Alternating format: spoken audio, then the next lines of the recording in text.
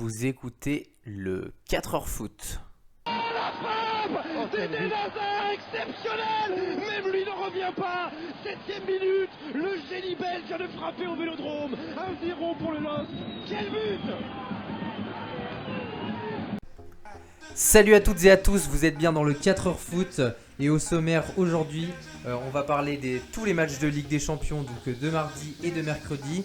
On va dire un petit mot sur le match opposant le LOSC contre l'Ajax pour la Ligue Europa, le casse-croûte du 4h foot où on va parler de la reconversion des joueurs devenus entraîneurs, est-ce que c'est une réussite sur ces derniers temps, et le coup d'œil de Baptiste, pourquoi cette année la plupart des championnats sont-ils aussi serrés. C'est parti. Salut Baptiste. Salut. Bon alors la Ligue des Champions nous a réservé pas mal de péripéties cette semaine. Est-ce que tu peux me parler des matchs de mardi que tu as vus ? Bah honnêtement, donc moi j'ai vu que ceux de mardi. Un petit peu déçu, on va dire que j'attendais, enfin en tout cas du match Chelsea-Atlético Madrid, j'attendais mieux de l'Atlético. Ils sont premiers de leur championnat, ils produisent en tout cas un championnat du jeu, ce qui n'était pas forcément le cas ces dernières années où ils prenaient plus un jeu défensif comme leur entraîneur. Mais voilà, ils ont reproduit le jeu comme à l'ancienne, tous derrière, et on joue en contre-attaque, sauf que on va dire que sur un match de Ligue des Champions, c'est quand même plus compliqué. Et même Chelsea, qui était pas forcément au top de sa forme, même si avec le nouvel entraîneur, c'est quand même mieux. Le match, on va dire que c'était un peu une attaque-défense. Honnêtement, Chelsea, voilà, toujours leur standing depuis l'arrivée de Tuchel, 65% de possession de balle en moyenne. Donc c'est vrai que c'est très élevé. Moi, j'y ai cru au match nul jusqu'au bout. Je pensais que l'Atlético allait tenir, mais malheureusement, l'Atlético en jouant comme ça, c'est pas forcément, en tout cas en Ligue des Champions, comme je disais, la meilleure des manières. Donc c'est bien joué à Chelsea, et puis il faut surtout souligner le but d'Olivier Giroud, magnifique but. Il prouve que quand on le met sur le terrain, il a sa place. Donc voilà, c'est vrai que maintenant il faut arrêter de le sous-estimer. Moi en premier, c'est un superbe joueur et tu fais la différence dans les moments clés comme on l'a vu mardi.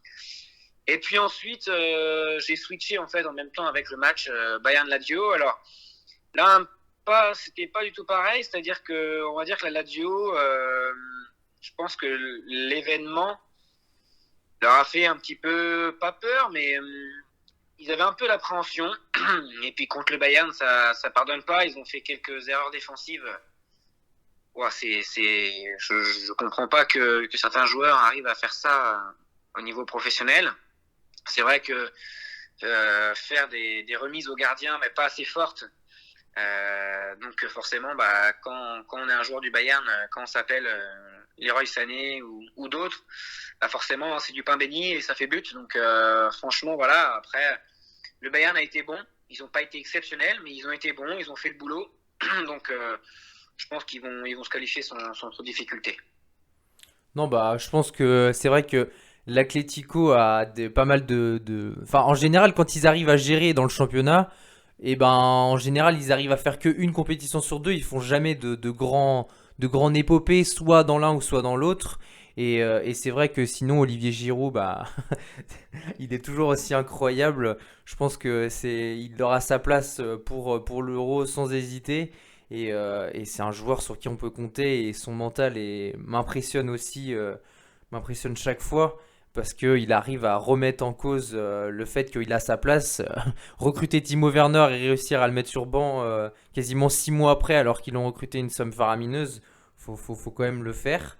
Moi pour les matchs du mercredi, franchement Gladbach contre le Real, Gladbach contre City, je me suis un peu ennuyé. Après 30 minutes, Gladbach, ils n'avaient pas tiré une seule fois au but.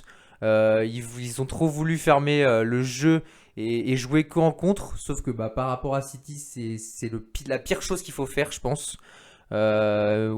City s'est vraiment baladé. La question que je te poserai après, c'est est-ce que c'est l'une des meilleures équipes d'Europe en ce moment? On va en reparler. Et sinon, Atalanta-Real, que j'ai switché aussi. Bah, franchement, l'Atalanta, on pourra en parler, mais l'Atalanta a fait ce qu'ils ont pu. Il y a eu pas mal de faits de jeu qui fait que bah, on va pouvoir en reparler aussi, mais je pense que voilà, il y a des choses contestables et contestées.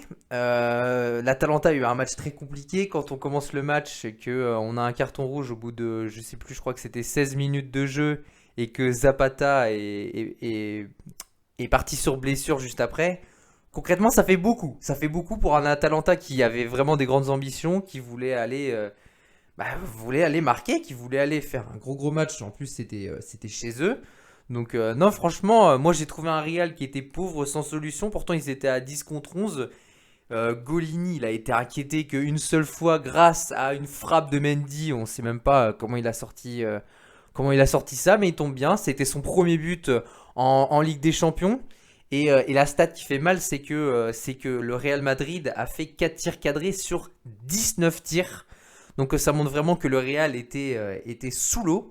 Ils ont réussi donc avec cette frappe de Ferland Mendy qui les a sauvés. Mais vraiment un match catastrophique du Real. Et c'est ça qu'on va pouvoir en tirer comme conclusion. Je pense c'est que l'Atalanta a vraiment une bonne carte à jouer pour la semaine enfin pour le match retour. Parce que le Real est pas bon. Et que l'Atalanta a un jeu qui peut poser compliqué, qui peut faire beaucoup de dégâts au Real, qui n'arrive pas à s'adapter. Donc je pense que franchement pour le retour, le Real a beaucoup de soucis à se faire. Parce que si l'Atalanta a tous ses joueurs, que Zapata n'est pas blessé très longtemps, je n'ai pas vu, mais même si y a eu cette suspension, il me semble que c'était Gossens. Je pense que concrètement, ils ont les joueurs pour faire beaucoup de mal à l'Atalanta, au Real. Donc franchement, à voir pour ce match retour. Donc toi, Baptiste, est-ce que tu penses que City, ça peut être l'une des meilleures équipes d'Europe du moment et qu'ils peuvent remporter la Ligue des Champions? Bah alors, je vais te répondre oui. Mais alors, c'est comme chaque année, on les met parmi les favoris. Et puis à chaque fois, je sais pas pourquoi, hein, à un moment donné, c'est plus l'appréhension de l'événement puisqu'ils y sont tous les ans et que en plus ils sont champions d'Angleterre. Donc honnêtement, j'arrive pas trop à comprendre ces défaites toutes les saisons, mais si ça se passe autrement que les autres années, bah oui, moi je les vois remporter cette édition parce que honnêtement, c'est une machine de guerre. Oui, le Bayern est fort, mais pour moi cette saison, City est encore plus fort. Là, ils sont sur une série de 20 victoires d'affilée en championnat, enfin toutes compétitions confondues. 27 matchs sans défaite, toutes compétitions confondues. Voilà, ils viennent de battre le record des 20 victoires d'affilée cet après-midi contre West Ham. Donc ouais, ils sont vraiment très très forts. Ils ont réussi à acheter les bons joueurs au bon poste, au poste qui faisait défaut chaque année, c'était la défense. Donc ils encaissent presque plus de buts. Donc honnêtement, c'est compliqué. Et puis en plus, ils sont redoutables. Ils ont des postes doublés ou triplés. Donc même s'il y a des absents, ça reste quand même une équipe très très forte. Et puis voilà, bah, c'est vrai que comme tu le disais, c'est un peu dommage pour Gladbach parce que même s'ils sont moins en forme ces derniers temps, il faut surtout pas attendre City dans sa moitié de terrain parce que sinon c'est impossible. On l'a bien vu, toutes les équipes qui ont essayé de faire ça, bah ça n'a rien donné. Donc voilà. Et puis bon, après c'est le choix de l'entraîneur, hein, mais voilà, honnêtement, City, si ils reproduisent pas les mêmes erreurs que chaque année, bah oui, je les vois aller très loin dans la compétition. Après, on dit ça chaque année et chaque année ils sont éliminés en quart de finale. Donc honnêtement, c'est compliqué de savoir. Toi, sur les matchs de mardi, c'est quelle équipe qui t'a fait la plus forte impression? Bah, je sais pas la plus forte impression puisque je vais peut-être dire Chelsea parce que bah, honnêtement, j'attendais un peu de voir après plusieurs matchs que ça allait donner l'équipe de Tourelle. On va dire que Chelsea m'a impressionné, mais c'est aussi parce que l'Atlético m'a beaucoup déçu. L'Atlético, c'est une équipe que j'aime bien. Ils ont des joueurs que j'aime beaucoup. Mais à jouer comme ça, moi, j'aime pas. Enfin, honnêtement, ils ont un superbe attaquant cette année qui est Luis Suarez, et ils veulent jouer en contre. Alors je comprends pas trop, ils ont Joao Félix, Thomas Lemar a été cantonné à défendre pendant tout le match, mais vraiment pendant tout le match.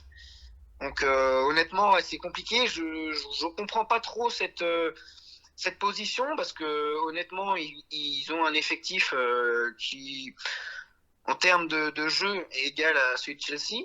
Alors je comprends pas pourquoi on se met en fait, enfin, on fait les faibles à défendre pendant tout le match. À 6, ils étaient 6 derrière.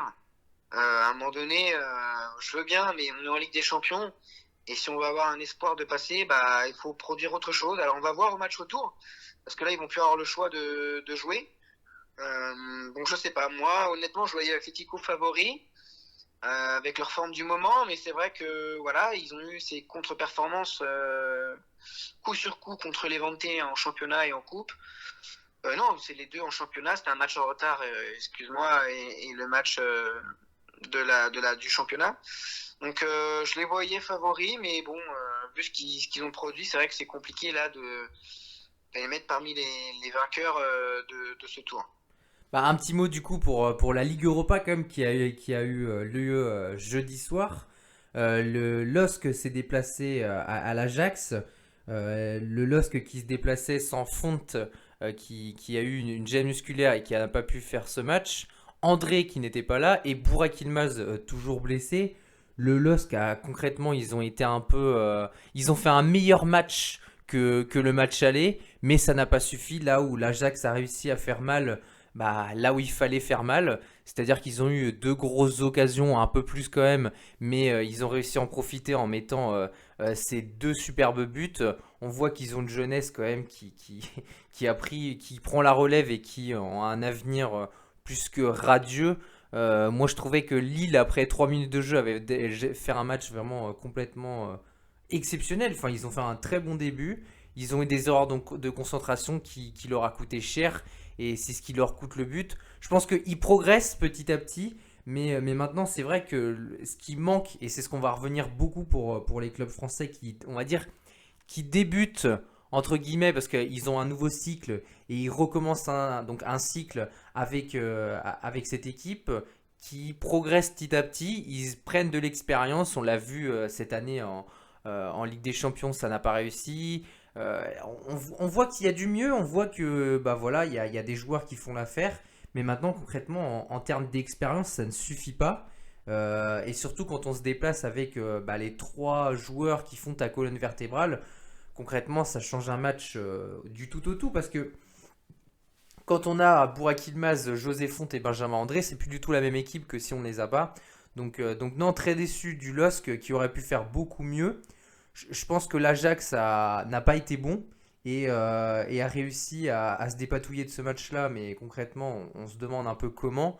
Le penalty, il est incontestable, vraiment, il y a beaucoup de gens qui en ont reparlé. Moi, je trouve qu'il est vraiment incontestable et c'est ça qui est compliqué, c'est que on a l'impression aussi, et je vais pouvoir te poser la question après, c'est que pourquoi en France, enfin les clubs français n'ont pas cette légitimité que l'arbitre, il faut que ça, clairement, hein, on le voyait que ça le faisait chier de siffler penalty, alors que mais le penalty il est incontestable, tout le monde le disait, et concrètement on a l'impression que comme c'est Lille et comme il vient du championnat français, et que c'est pas le PSG ou enfin, c'est un club un peu de second rang en France, mais du coup bah concrètement on siffle pas penalty, on s'en fout un peu. Je sais pas ce que t'en penses, mais moi je trouve que on parle beaucoup de ça. Nous, on a surtout le souvenir du Stade Rennais avec Arsenal où ça a été assez compliqué, mais on n'a pas de bons souvenirs en tout cas avec les clubs français. Bah, pas que contre Arsenal pour le Stade Rennais, hein. Déjà en Ligue des Champions cette année, hein, l'arbitrage était plus compliqué pour Rennes parce que forcément ils sont nouveaux dans la compétition et donc. Mais je suis d'accord avec toi, c'est un peu nul de fonctionner comme ça.